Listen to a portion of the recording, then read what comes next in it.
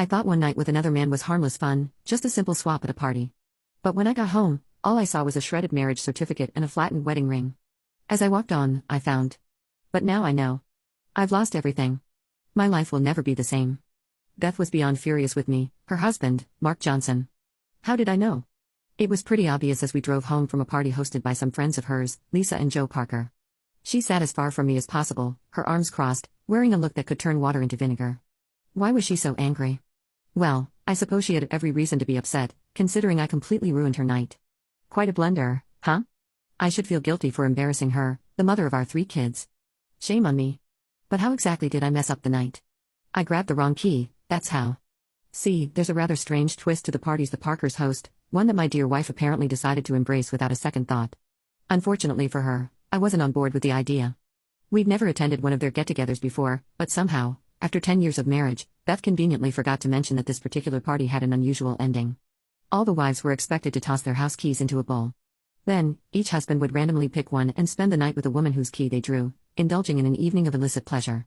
As the night came to a close and I realized the true nature of the party, I nearly lost my mind. I'd never been so mad at Beth. Grabbing her by the arm, I pulled her into the kitchen. Did you know how this party was supposed to end? I demanded, staring into her eyes. She smirked, not an ounce of regret on her face. Yes, I knew. And you didn't think to tell me? I asked, still fuming.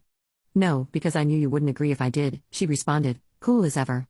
You are absolutely right, I don't agree, and I still have a choice. Let's go home. We can't leave now, it would be rude. You'd put me in an awkward position, she argued. Besides, it's just one night. It could bring some excitement into our marriage. I can do without this kind of excitement, I shot back. Let's just apologize and leave. We need some excitement, Mark. I need it. Just one night, and I'll feel desired again, not just like a wife and mother. I shook my head in disbelief. I'm not interested in this, and I won't let this happen. Now let's go. Ignoring her protests, I dragged her back into the living room, where everyone was gathered around the infamous bowl, ready to pick their partner for the night. Beth tried to pull away, but I didn't let go. When I finally reached the bowl, I made it clear to everyone I wasn't informed about tonight's arrangement and that I wouldn't be sharing my wife with anyone.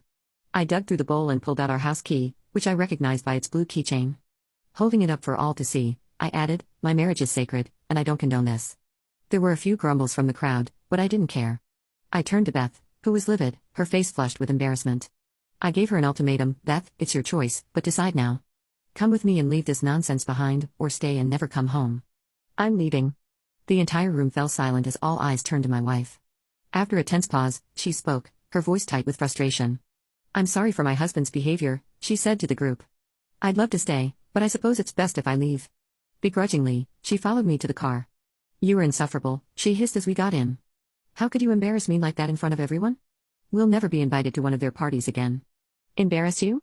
What about how you embarrassed me by not telling me you planned to sleep with another man tonight? Well, you could have picked another woman, and we both would have enjoyed ourselves.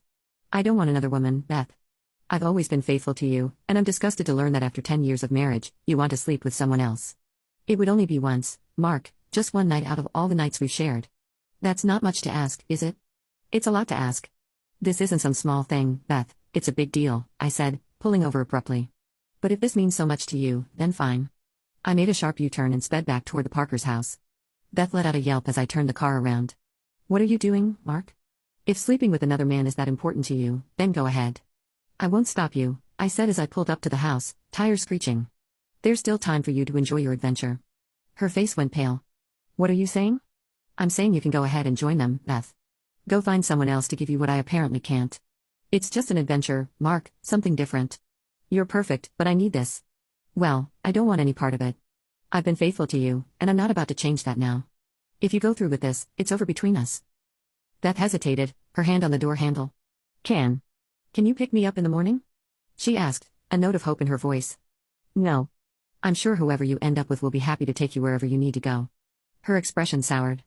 You make it sound so dirty, Mark. It's not like that. It's exactly like that, Beth. You're about to spend the night with a stranger. She sighed. It's just one night. It's not a big deal. Even 1 second would be too much, I said firmly. If you go through with this, we're done. She didn't seem to understand. You are overreacting, Mark. I'll be yours again in the morning, and you'll forget all about this. No, Beth. If you walk back into that house, I'll never want you again. That won't happen, Mark. We're married, we'll get through this. I shook my head. If you go in, it's over. Beth hesitated for a moment, then opened the door. See you in the morning, Mark, she said with a defiant smile. No, you won't, I whispered as I drove away, leaving her standing in the driveway, stunned.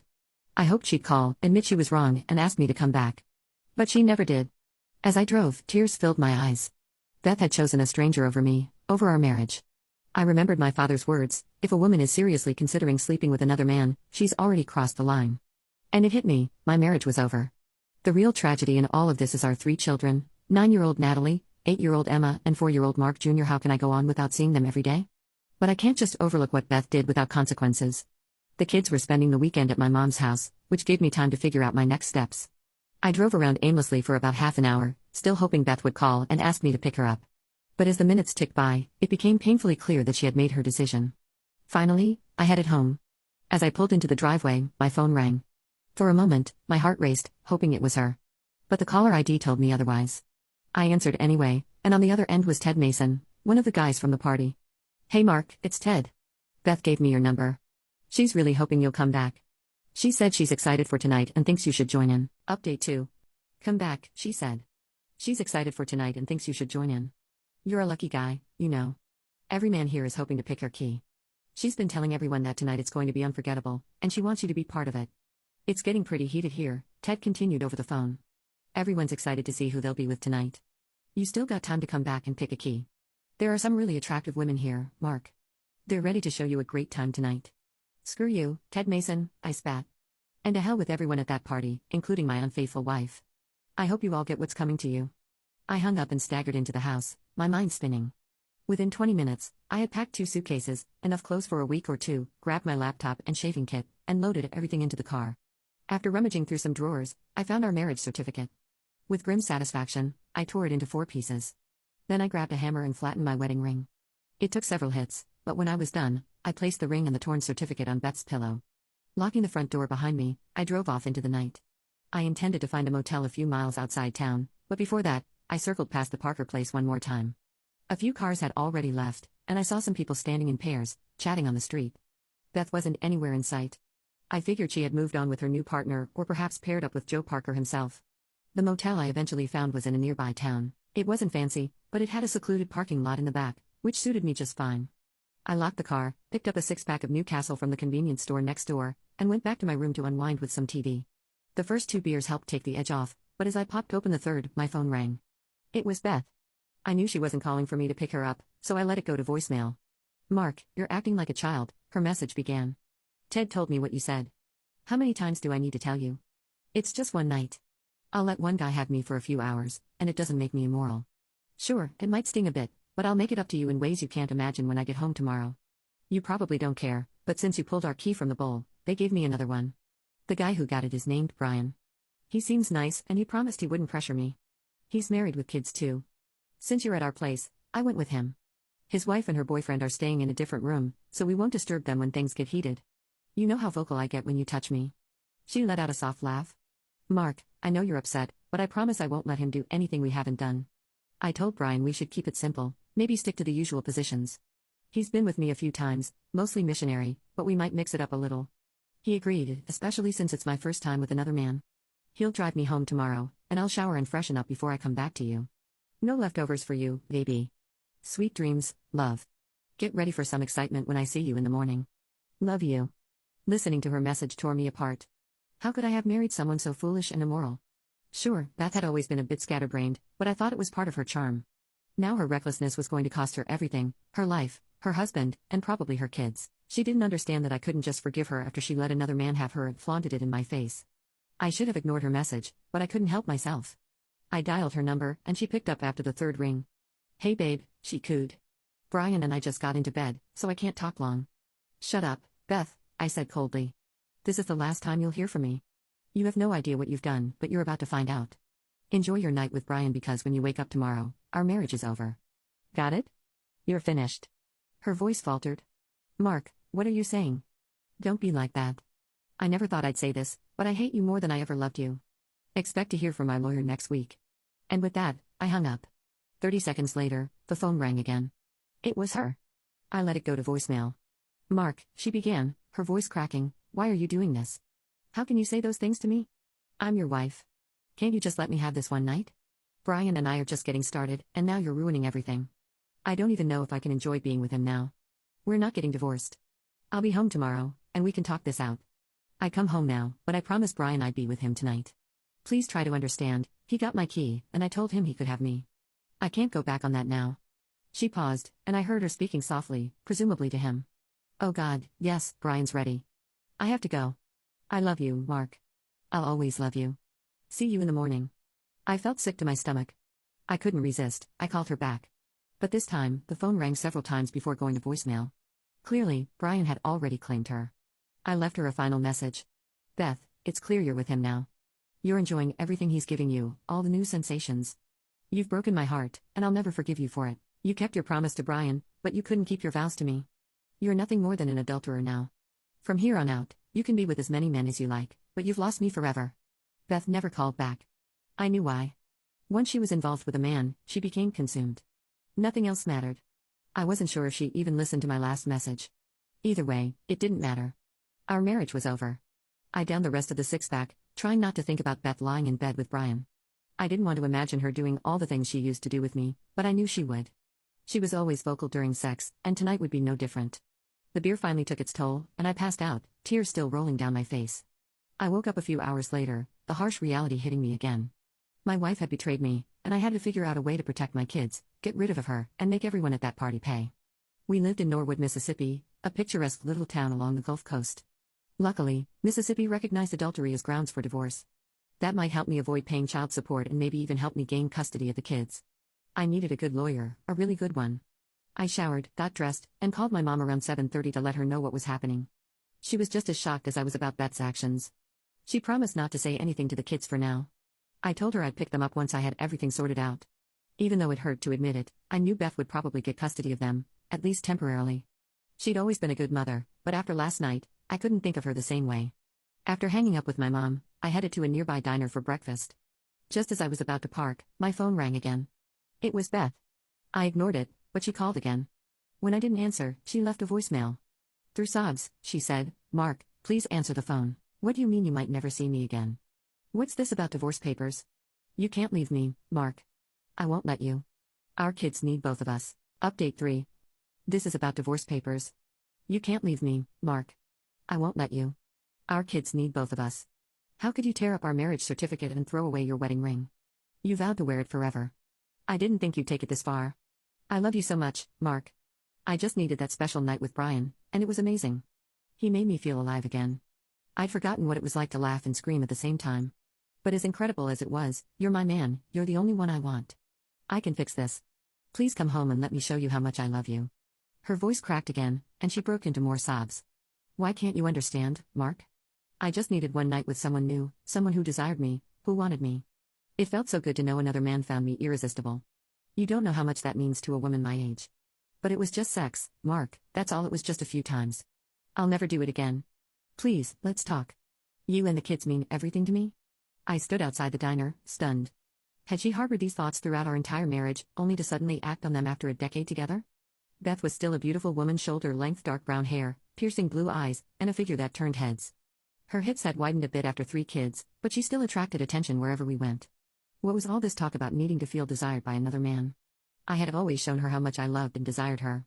I often surprised her with flowers and took her out on weekly date nights, but apparently, none of that mattered. She had wanted something new, something thrilling, and in doing so, she had destroyed everything we had built together. I couldn't forgive her for that. I went inside the diner, ordered some coffee, and sat there staring out the window as the reality of the situation continued to sink in. Beth's betrayal wasn't just physical, it was emotional. She had torn apart our family, our trust, and the life we had built together. And for what? A night of feeling desired by a man she barely knew? It was incomprehensible to me. I knew what I had to do next. I would hire the best divorce attorney I could find, one who would fight for me to get custody of the kids and ensure that Beth's actions had consequences. Mississippi law was on my side when it came to infidelity, and I would use every tool available to make sure she didn't walk away from this unscathed. After finishing my coffee, I stepped outside, took a deep breath, and dialed the number of a lawyer I had heard about, a tough, no-nonsense attorney who specialized in divorce cases. It was time to take the next step. Beth was still a striking woman, shoulder-length dark brown hair, light blue eyes, and a stunning figure. Her chest wasn't overly large, but not small either. Yes, her hips had widened a bit after having 3 kids, but she still managed to attract attention from men wherever she went. So, what was this sudden talk about needing to feel desired by another man? I had consistently shown her how much I loved and desired her. I regularly surprised her with flowers, and we went out on weekly date nights. We weren't a couple that had drifted apart, at least not from where I stood. I always thought we had a good marriage, a strong connection. I even bought her alluring lingerie and affirmed her beauty and my love for her daily. Until last night, I believed our sex life was fulfilling. We made love at least 3 times a week, and she always reached multiple climaxes. What could I have possibly overlooked? Despite losing my appetite, I entered the diner, found an empty table, and ordered scrambled eggs, toast, and black coffee. I barely touched my meal but went through at least 6 cups of coffee. I had never felt so adrift, so hollow, so utterly defeated. I'd heard people talk about wishing for death, and now I understood why. The only thing keeping me from sinking into total despair was the thought of my children. I had to keep going for them to navigate the mess Beth had created and carve out a future for us. That realization gave me strength. I had to persevere. I just needed a plan. Beth called me nonstop that day, but I sent every call to voicemail. She pleaded for understanding, but not once did she apologize. There was no admission of guilt, just an insistence that she needed that one night and that my job was to support her. According to her, they'd only had sex 3 times that night and once in the morning. That's it, she said, as if that somehow made it easier to forgive. She also mentioned she might not have turned off her phone in time and was worried I'd overheard her with Brian. She hoped I hadn't heard too much. I had to give her credit, she knew exactly how to twist the knife. I couldn't comprehend how someone could be so foolish. The only silver lining in this mess was that I now had enough audio evidence of her infidelity to use against her in court. I didn't know if it would be enough, but it was certainly damning. Tomorrow, I will start putting things in motion. I'd look for a good lawyer and gather all the information I needed. I visited my kids at my mom's house. She mentioned that Beth had already called to check on the kids and asked where I was. Mom told her I was devastated and didn't want to speak to her.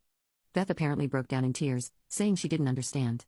My mother reassured her that no man would accept his wife flaunting a night with another man in his face. Beth then asked if she should pick up the children, but Mom advised her to let them stay a few more days until things settled. Told them she was busy with a special project and that they'd be staying with Grandma a bit longer. We played games, had dinner together, and I kissed them goodnight before heading back to the motel. Tomorrow was going to be a long day. Before calling it a night, I drove past my house one last time. Tears welled up in my eyes as I realized what I had lost, something I could never get back. It struck me as odd that I didn't see any unfamiliar cars in the driveway. Maybe the car was in the garage. Only a single light glowed from the kitchen window, suggesting Beth was alone tonight. I found myself caring despite everything. The betrayal stung, but a part of me still worried. Against my better judgment, I parked a block away and approached the house from the side where I could peek through the kitchen window.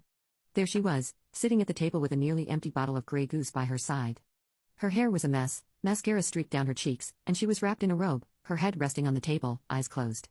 It was clear she had been crying, surrounded by a pile of used tissues. For a brief moment, I felt a pang of sympathy, but it was quickly replaced by the memory of what she had done. She had made her choices, and now she had to live with them.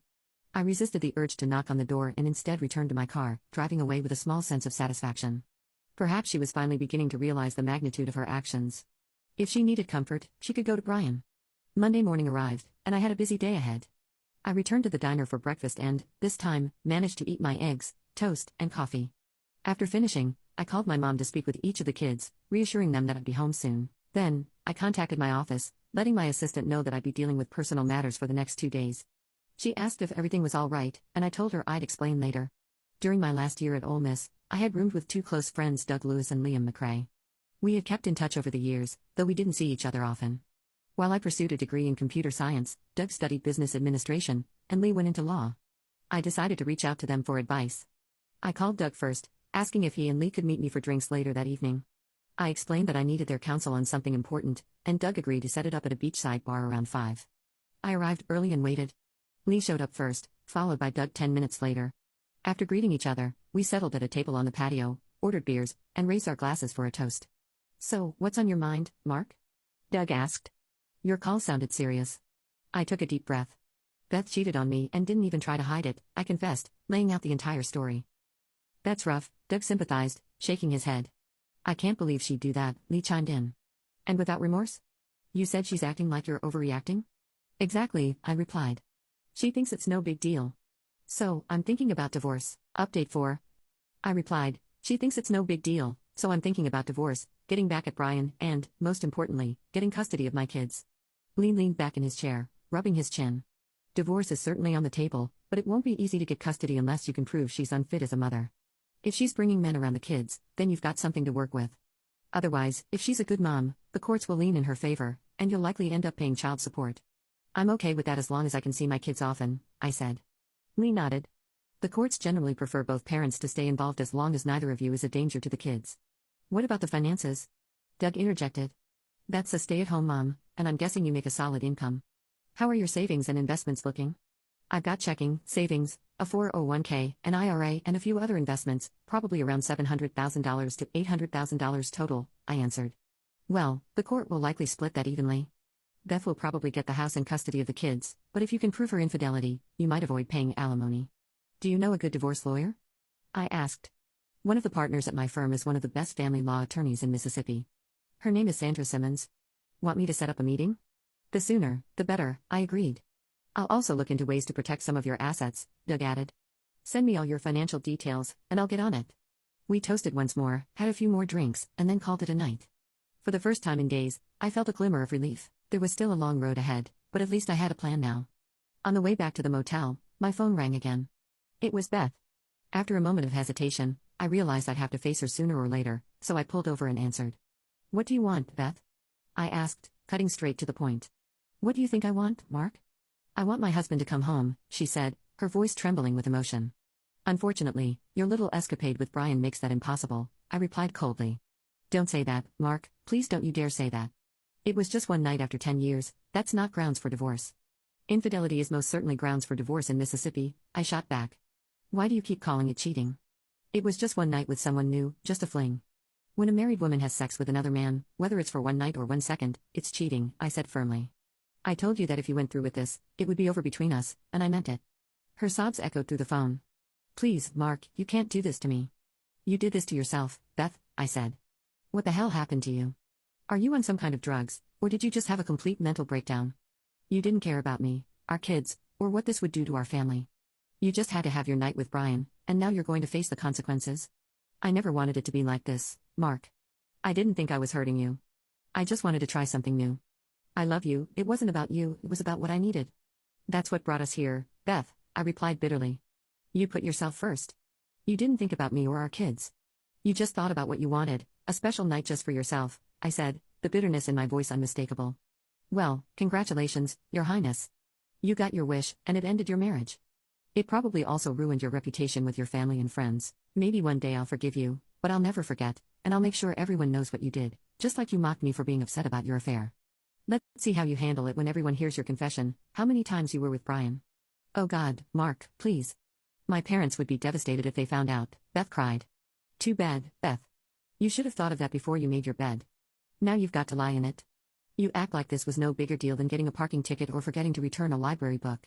You threw away a solid 10-year marriage with a man who adored you for a night of cheap thrills with a stranger who only cared about his own pleasure. Does it feel good, Beth, that Brian slept with you 4 times and it cost you your family? I asked sharply. I didn't have to lose anything, Mark, she shot back. You should have loved me enough to support me and let me do it. Are you out of your mind? There isn't a single sane man on this planet who would support his wife having an affair just because she wanted to try something new. It doesn't work that way, Beth, and you should have known that. What were you thinking when you did this? I demanded. I didn't expect you to be this upset, she admitted. I mean, seriously, Mark, what's the big deal about letting another man have me for a night? It doesn't mean I love you any less. I've heard about couples hooking up at those parties, and it intrigued me. Why can't a husband or wife have a fling with someone nice and safe, enjoy the experience, and explore new sensations? I stared at the phone in disbelief as she continued. I just wanted to experience another man's touch. It didn't mean I loved you any less, Mark. It just meant I needed something different, just once. Then I would have committed myself to you again and never done it again. But that meant you didn't respect me, I said, my anger boiling over. I begged you not to do it over and over again, and you just smiled and said, see you in the morning, Mark. You took away what we had shared for over 10 years. The vows that meant everything to me clearly meant nothing to you. We created 3 beautiful children out of the love we had. We were a family, and now you've willingly given that part of yourself that made our children to another man for what? A good time? A one-night stand? It was just one night, she repeated, and you need to accept that and move on. I shook my head, frustrated beyond words. I say it was nothing less than a complete betrayal of me, our family, our sacred vows, and any respect you ever had for me. You wanted to be with another man, and you did it. Congratulations, Beth. But in doing so, you threw away everything you supposedly valued. She was silent for a moment before blurting out, damn it, Mark. Why are you being so stubborn? Why can't you understand that it was just something I needed? I'm yours forever, nothing has changed. Everything's changed, I said bitterly. You're not just mine anymore. I don't understand why you can't see that. I pleaded with you not to do this, and now you expect me to forgive and forget. You betrayed me willingly, and this pain will last a lifetime. I took a deep breath and continued, I found a lawyer. Tomorrow, I'm filing for divorce, citing infidelity. I'll name Brian, and I'll name anyone else from your party I can identify. Imagine their reactions when they find out you're responsible for breaking up their little circle and ruining their reputations. Go to hell, Beth, and take your cheating friends with you. The moment I met with Sandra Simmons, Esquire, I knew I had the right attorney. She didn't waste time with small talk and got straight to business. She asked me why I wanted a divorce and what I hoped to achieve.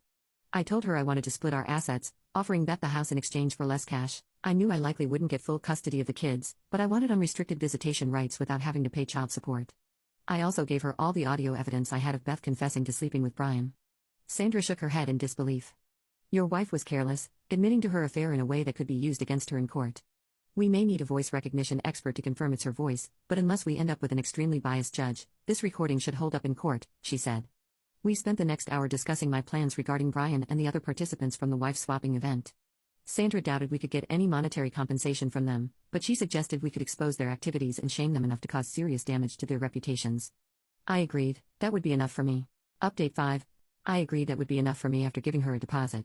I asked that Beth be served as soon as possible. Sandra assured me it wouldn't take long and promised to let me know before it happened. On Tuesday afternoon, I picked up the kids from my mom and took them to Beth's house. When she greeted us at the door, she hugged and kissed the kids warmly, but when she reached out to me, I stepped back. Tears welled up in her eyes as she pleaded with me to stay, but I told her I couldn't. I thought it was best for the kids to return home to her. I arranged to pick them up on Friday for the weekend. Beth looked like she was struggling, and part of me sympathized with her, but she had made her choice. Her distress was no worse than what I was going through because of her actions. On Wednesday, I went back to work, realizing I couldn't afford to neglect my job. I needed the income, but even more so, I needed the distraction. If I allowed myself to drown in the pain of Beth's betrayal, I'd lose my mind, and I couldn't do that, not with my kids depending on me. That Thursday, I met Doug and Lee for dinner at the Oyster House. We talked over shucked oysters and dirty martinis, and I updated them on the kids and the divorce. Doug was still looking for ways to protect some of my assets, and I gave him the green light to proceed. It wouldn't be much, but it would help in the long run. We came up with a simple plan to disrupt the wife-swapping club without risking any slander lawsuits. We had a friend who worked as a reporter for the Boy Sun Herald. He was confident that if I provided him with the address of the Parker house and the approximate time the group met, he could expose them. He planned to write an editorial about the wife-swapping scene, hinting at the involvement of local businesses without naming names. This would stir up enough trouble among the city's religious crowd to cause real problems for the group. I gave Lee what little information I had, and he said he'd take it from there. We shook hands and parted ways, and for the first time in a long while, I felt a sense of relief. The weekend with my kids was wonderful. We went shopping, caught a movie at the Grand 18, and spent a day at the beach swimming and playing frisbee. My children were my #1 priority now, and I swore I would never abandon them. On Monday, Lee called with good news. His reporter friend was already working on the story and had taken photos of couples entering the Parkers' house. Though the faces would be blurred, people in a town like ours wouldn't take long to figure out who they were. He said it could hit the front page by the end of the week. Beth continued to call me, pleading for me to come home and promising she'd do anything to make me forget her actions. But she never apologized. Not once did she admit she was wrong. By Wednesday, my lawyer informed me that Beth would be served with divorce papers on Friday. Doug also called with more good news. He managed to move about a third of my money into accounts under my children's names, protecting it from any future claims. That same day, Lee told me that his friend had staked out the Parker house and was ready to get more photos at the next wife-swapping event, scheduled for Friday night. He also wanted to interview me for the article. I agreed, feeling a sense of closure starting to take shape. On Friday, my lawyer called around 2:30 to confirm that Beth had been served. I knew what was coming next, and sure enough, my phone rang within minutes. "Hi, Beth," I said calmly, knowing exactly what she wanted to talk about. "What did you do, Mark?" she demanded angrily. "I filed for divorce, as I said I would," I replied, keeping my voice level. "And I told you, there will be no divorce. Spending one night with another man isn't cheating, Mark," she cried, her voice cracking. "I have to disagree," I said firmly. "Having sex with someone other than your spouse is infidelity, Beth. That's how the law sees it, and that's how I see it." Her tears were almost palpable through the phone. "Why are you so angry with me, Mark? I love you. Brian and I had an affair, that's all." "An affair is all, Beth? You had sex with another man? You betrayed me. And now you'll face the consequences. Goodbye, Beth. I hope you have a nice life." With that, I ended the call. The hardest part of all of this was that, despite everything, part of me still loved her. I knew that feeling might never go away, but the trust was shattered beyond repair, and that meant our marriage was over. Even though I knew I should stay away from the Parkers' house that Friday night, I couldn't resist the temptation. I wanted to see if Beth's car would be there. To my relief, it wasn't, but she could have arrived with someone else. While couples were usually required to attend together, I knew they had made an exception for her before, and who's to say they wouldn't again? I parked a block away, noticing a van that was likely housing the reporter. I silently wished him luck as I drove off into the night. Later, Lee's journalist friend called for more details, which I was happy to provide. He mentioned he had captured over 100 photographs and had already recognized several prominent couples in the city. He said that some people didn't even bother hiding their identities. After confirming that Beth wasn't among the attendees, he asked me to describe the key swapping process. While I hadn't seen it firsthand, I relayed Beth's account and what I'd overheard from other couples. By Sunday, the article hit the front page of the Boy Sun Herald, sparking outrage across the city. The paper featured a large photo of couples entering and exiting the house, their faces blurred but easily recognizable by their clothes or cars. Inside, there were 4 more pages of photos and a detailed write-up. The city was buzzing by Monday morning, with local radio and TV stations discussing the scandal. For me, it was a bittersweet victory. The religious community had erupted in protest, civic leaders condemned the city's tarnished reputation, and lawsuits were flying left and right. But all I could think about was the pain I had endured because of Beth's betrayal. Beth continued to try to reconcile, but her attempts were futile. Our divorce was finalized, granting us joint custody of the kids. She had them on weekends, and I had them during the week. It wasn't ideal, but it worked. In the end, I spared her the humiliation of sharing the audio of her confession with her family and friends. As for the couples involved in the key parties, some divorced and moved away, while others simply vanished from the social scene. Beth started dating again, but it was clear she still didn't understand why what she had done was so unacceptable. I dated a few women but never found anyone I was ready to settle down with. Some wanted to move in, but I wasn't ready to hand over a key. Thanks for watching, and thanks for your support. Asterisk, after listening to today's story, perhaps it has raised some new questions in your mind, or maybe it has brought back some old memories.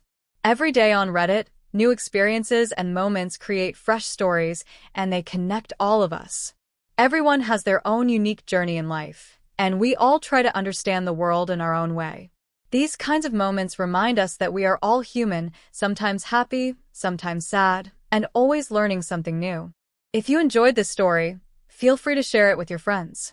Your thoughts and feedback are always valuable to us, as they motivate us to create even better content. Every story has its own unique angle, and our goal is to understand everyone's perspective and make our content diverse and relatable. Stories like these help us realize that life's journey is different for everyone, and by hearing others' stories, we learn something new. You can also share your own stories with us. Your experiences are valuable to us as well, and if you enjoyed this video, please leave your feedback. We aim to create content that brightens your mind and gives you new ideas every time. If you've already seen this video before, your feedback is still important. With every piece of feedback, we can improve our content and bring a new perspective to our viewers. Today, what we saw was just a small part of the many stories shared on Reddit and across the world. It's a reminder of how we all try to understand life by sharing our experiences with each other. This video was only an example of how we try to connect with others through storytelling, learning about different sides of life. We hope to continue sharing such stories that help us all learn and grow together. Thank you for your time, and don't forget to keep an eye out for more stories coming soon. If you haven't already, please like and follow for more amazing content. Your support keeps us going, and we will strive to bring you more thought-provoking and heartwarming stories. Until next time, take care and stay curious. Asterisk.